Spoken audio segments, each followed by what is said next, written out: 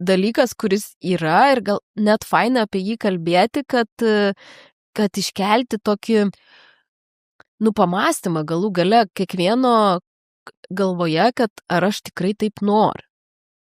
Ir ką reikėtų padaryti, kad tai keisti, ne?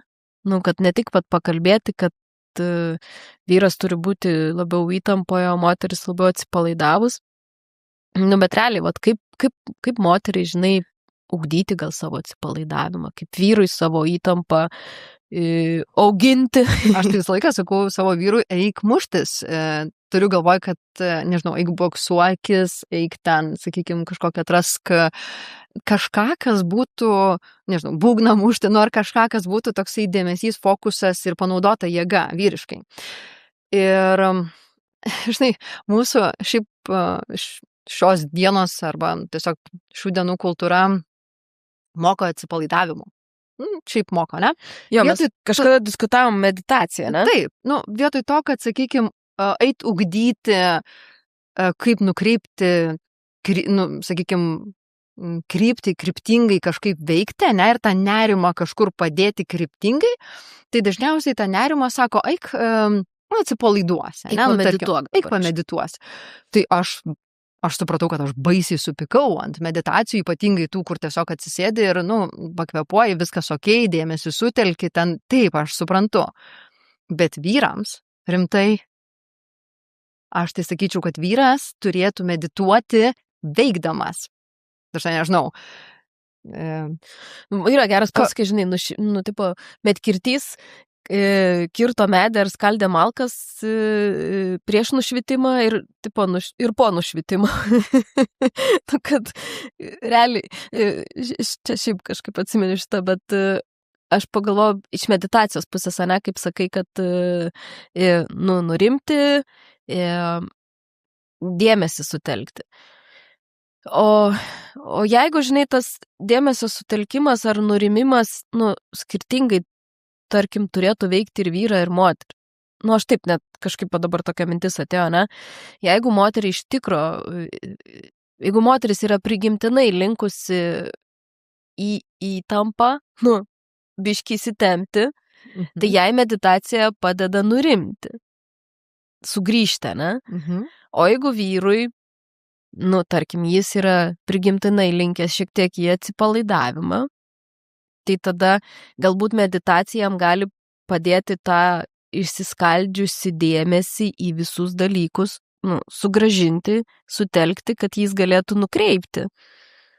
Bet aš šitas, mąstau, žinai. Ir aš dabar tu, žinai, tai pasakei, prigimtinai vyrui atsipalaidavimas labiau toks, ne, gali būti dėsningas, o moteriai kaip tik įtampa. Aš dvejočiau turbūt. Nes prigimtinai, jeigu žiūrėtumėm jau taip ir į tą pačią gamtą, ne, man atrodo, kad pati prigimtis tai rodo, kaip tik, kad moteriškas pradas yra išbuvimui. Taip sakant, kad buvimas, būti. O vyrui kaip tik toks labiau įtampos, gebėjimas išlaikyti įtampą. Tarkim, nežinau, man patinka labai tas pavyzdys su lanku, ne, jeigu šnekėjom, kad vyras partempia grobę, ne, tai lankas kaip pavyzdys, tai man kaip vyras ir lankas neįtemptas, jis beprasmis, jisai netlieka jokios funkcijos. Gražiai gal. Gali gražiai kabėti. Jo, bet čia, nežinau, ar tokia naudinga funkcija. Jeigu ir moteris tik tai guli atsipalaidavus, lankas tik tai kabo, tai nežinau. Bet pavyzdžiui, jeigu jį panaudojam, mes jį įtempiam, tada strėlė kaip moteris, ne, jinai savyje išlaikanti gebėjimas yra išlaikyti tą įtampą. Ir pasitikėti dar tuo lanku, ne, kurio tu esi lanko įtampoje.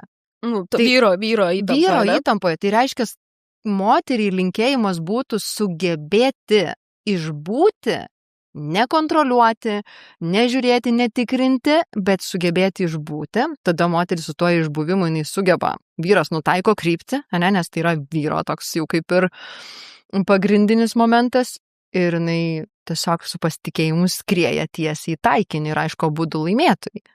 Jo, tai čia net toksai gaunasi, kad, kaip be būtų moteris, tada neturėtų pasitikrinti. ar jinai gali pasitikėti tuo vyru, kad jisai tinkamai nukreips ir tinkamai, tai vis tiek yra tas pirminis pradas, tai yra pasitikėjimas ir priėmimas, rūpesčio, globos. Taip. Ir vat kaip ir sakiau, kad jeigu net žiūrėtumėm, jau dabar sugrįžome tuos gentainių laikus ir sugrįžtam. Lengvai pavyzdžiai dėliojas labai. Taip, ir prie to žemės motinos tada sugrįžtama, tai jeigu reikia išauginti moteris, išgimdyti kūdikį, kad jisai subręstų, jinai turi išlaukti. Jinai negali sukurti įtampos, kad vaiką išgimdyti žymiai anksčiau, negu jisai pasirengęs. Jinai turi išbūti. Tai reiškia, kad moteris, tai tada jinai turi laukti, jinai turi gebėti laukti, būti, nurimti. Tiesiog tame buvime, gal net, sakykime, moters prigimtis, kaip aš sakau, kartais meditacija ir yra tame, kad moteriai užtenka būti namie, daryti buities darbus arba ten tiesiog rankomis kažką veikti arba žiūrėti į vieną tašką ir tai jau yra meditacija. Tu tarpu... Tiesiog eiti į kiemą, žinai, kažkaip daržo paravėti.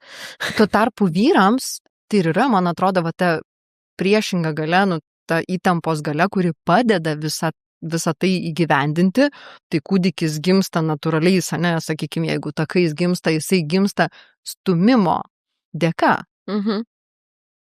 Tai reiškia, kad tai nevyksta tiesiog savaime, kad moteris pati savaime nepagimdo, tiesiog, arba iš viso kūdikio savaime jinai tiesiog negali vystyti, auginti savyje. Tai reiškia, kad vienas kitam yra labai reikalingi du poliai, vyras ir moteris. Tai reiškia, kad kiekvienas turi savo stipriąją kažkokią pusę.